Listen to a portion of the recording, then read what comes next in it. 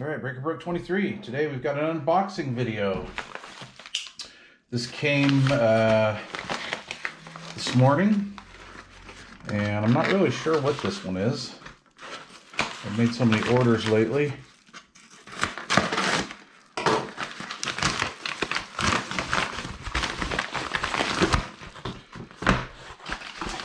This is the DONNER Bluetooth wireless transmitter and receiver, also known as a 2-in-1. So this looks pretty interesting. Let's see here, let's get all the accessories out. All right, so here's what we have. We have a factory sealed, oh come on,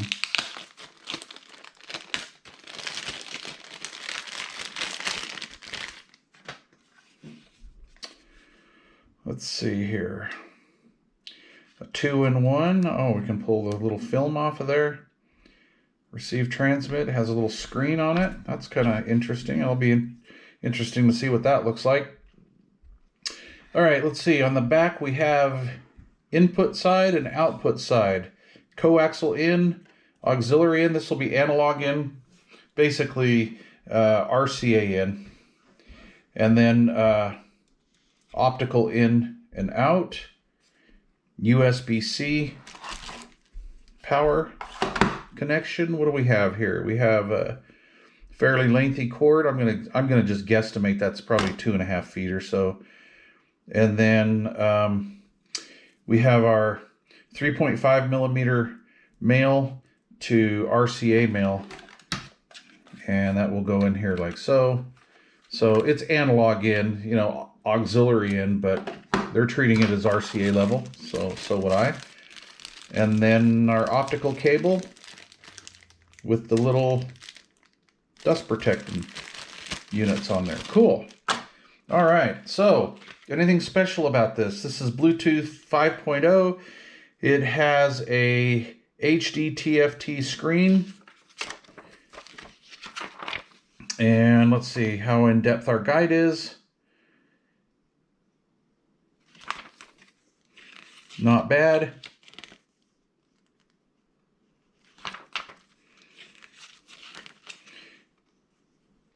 Pairing instructions, excellent.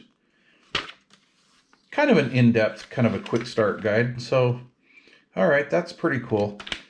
All right, plastic enclosure, little rubberized feet on it, dual antennas. So we'll put it through its paces, and I'll do a review on this in probably about a week. I think that'll give me sufficient time to get an idea of what's going on with this. All right, stay tuned.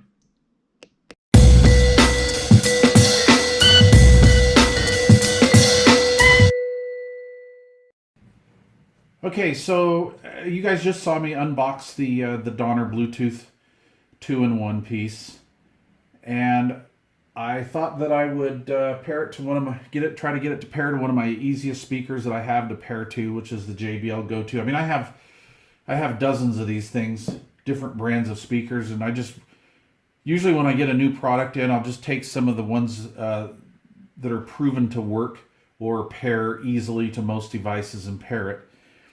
And it paired okay. It does have transmit and receive, but I walked a ways away from it to start doing a distance test and give it a sound evaluation. And I lost it pretty quickly. It didn't go quite as far as some of the other units that I test as far as distance. It wasn't giving me performance. So I thought that I would tear it apart and take a look. And if you guys have watched this channel, you see me do this most of the time. Some of the time I can't get them apart because they're super glued together. But this was pretty easy. It just has the little 4 rubber feeties that cover the screws. Comes apart pretty easily. This is the bottom side of the board. Looks pretty standard. And let's see here. Let me grab my pick.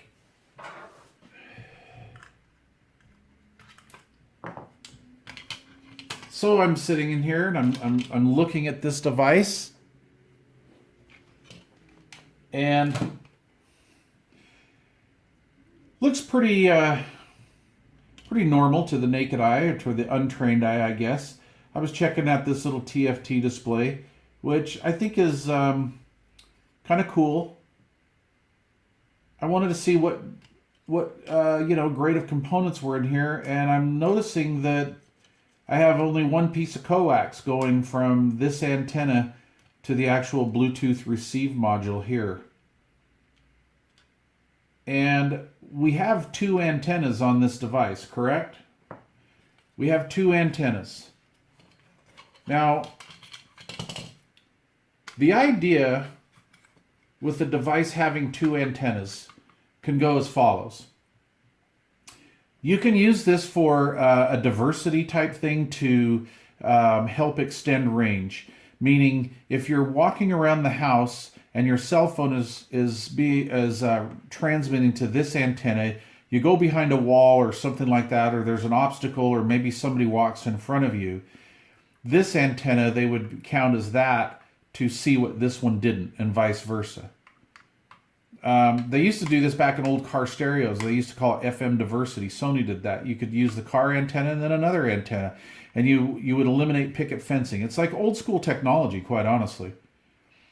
Or you would double these antennas up and use them for extra transmit and receive range. Now, when Donner came to me to review this, and usually I buy my own devices, I saw this and I saw the dual antennas, and I'm thinking, well, that's pretty cool. They're advertising some serious range here. The problem is I only have one antenna that's fed. We only have one antenna that's hooked up. There's a coax that goes from this antenna to here, to the receiver. We have this antenna that has absolutely nothing coming out of it. I'm going to assume, come on, man. I'm going to assume that this is an empty antenna. This is a dummy antenna. There's nothing in there. There is nothing in there. Alrighty. This is mounted in a hole with a little collared connector. Let me try to pick this out. There we go. Okay. There it is. All right. So I'm kind of wondering why. I'm having a hard time processing this right now because being around this stuff so much, I know there are bean counters that are in charge of this. And what I mean by a bean counter is an engineer will come up with this design, they'll get a working prototype, they'll do all this, then they're going to have the bean counter come in, and they're going to look through this, and they're going to say, you don't need this quality of an RCA connector. We could probably get a little bit cheaper one and save 2 cents on each one. Now, 2 cents doesn't sound like much, but when you're building, a 500,000 of these things, 2 cents adds up pretty quick.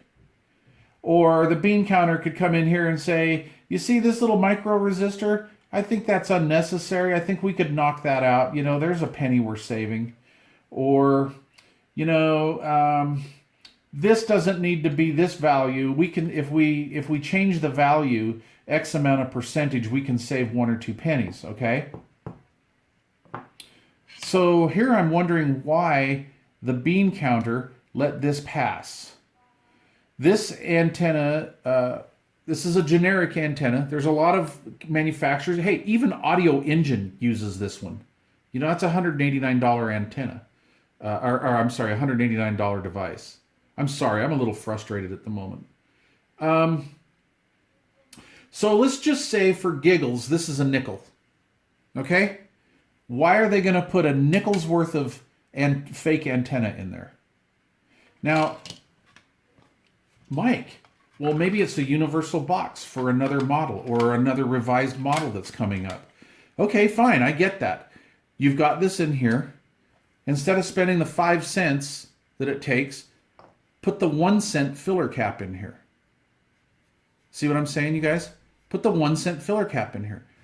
You're selling it like this as a high range Bluetooth receiver.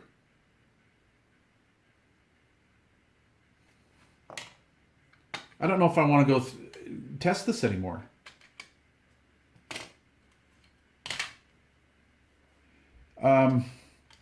This is deceptive in my opinion. And I think that's as far as I'm going to go with that. I really am. I mean, I don't see why you would do this. Donner, tell me why you did this.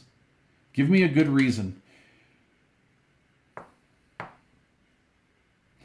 I have a lot of devices that are sent to me, and I would say, 1 or 2 out of 10 never make it to camera.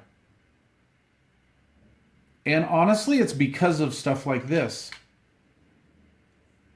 I don't think my conscience is going to allow me to do this anymore like this.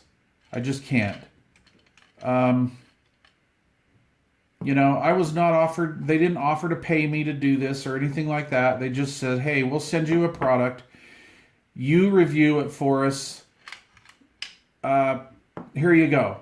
So I gave them my P.O. Box. P.O. Box 9223, Salt Lake City, Utah, 84109. I gave it to them the first time. They said they couldn't ship it to me. I gave it to them the second time. They said that it wasn't a shippable address. Well, that's pucky. Because, quite honestly, I have lots of Amazon stuff that goes to my P.O. Box. I have mail that goes to my P.O. Box under the Breaker Broke 23 name. And my personal name as well. So I'm like, well, that's kind of interesting. So I'm thinking, well, okay, I'm going to break my rule and have you send it to my home address. And I don't know what to say. It was kind of funky in pairing to my little JBL speaker. I didn't really like the screen. Quite honestly, you know, I'm a little up there in years, and my eyesight's a little bad, so I have to use readers. I just didn't like the screen. It's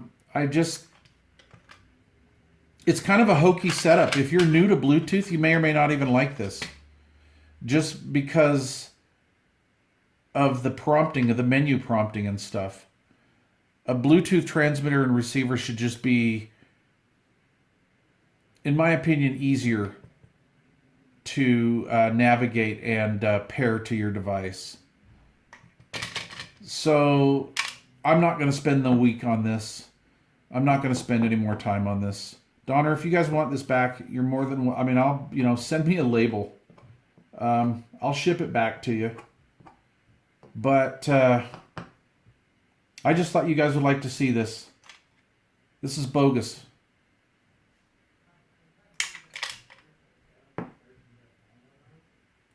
Please leave questions or comments down below.